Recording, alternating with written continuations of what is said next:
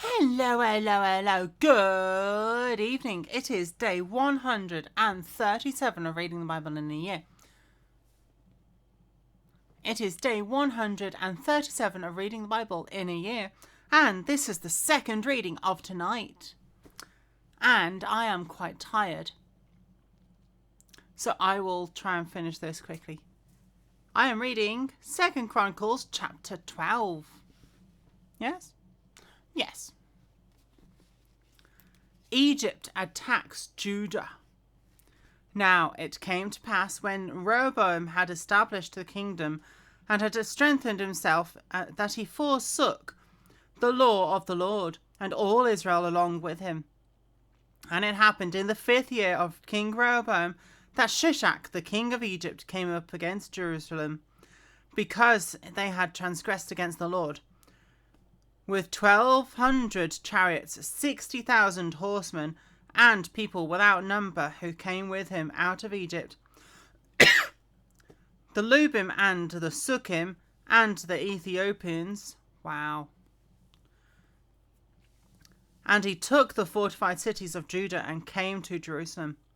Then Shemaiah the prophet came to Rehoboam and the leaders of Judah who were gathered together in Jerusalem because of Shishak. And he said to them, Thus says the Lord, you have forsaken me, and therefore I also have left you in the hand of Shishak. So the leaders of Israel and the king humbled themselves, and they said, The Lord is righteous. Now when the Lord saw that they had humbled themselves, the word of the Lord came to Shemaiah, saying, They have humbled themselves, therefore I will not destroy them, but I will grant them some deliverance. My wrath shall not be poured out on Jerusalem by the hand of Shishak. Nevertheless, they will be his servants, that they may distinguish my service from the service of the kingdoms of the nations. So Shishak, the king of Egypt, came up against Jerusalem and took away the treasures of the house of the Lord and the treasures of the king's house, and he took everything. He also carried away the gold shields which Solomon had made.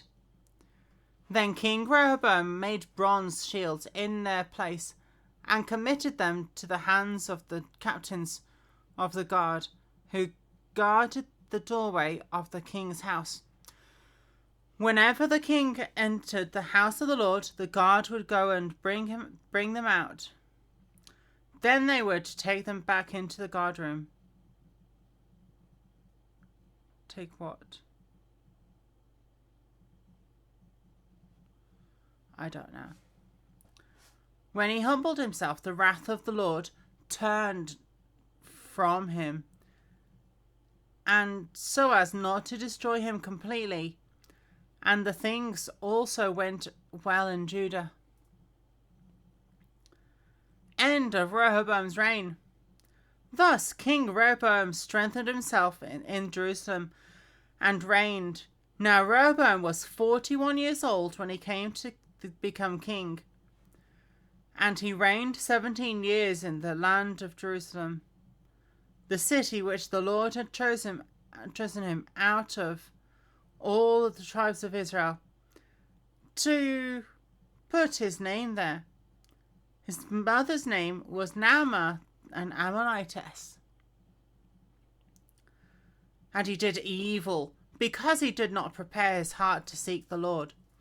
The acts of Rehoboam, first and last, are they not written in the book of Shemaiah the prophet, and of Iddo the seer concerning genealogies? And there were more wars between Rehoboam and Jeroboam all their days. So Rehoboam rested with his fathers and was buried in the city of David. Then Abijah, his son, reigned in his place.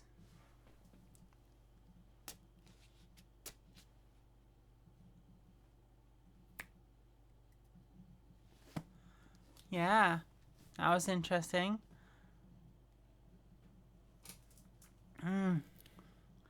All right. I think it's time to finish there because I can't think of anything else to say about that, what I just read. Apart from it's very similar to First Kings chapter 13, I think, or 14, something like that.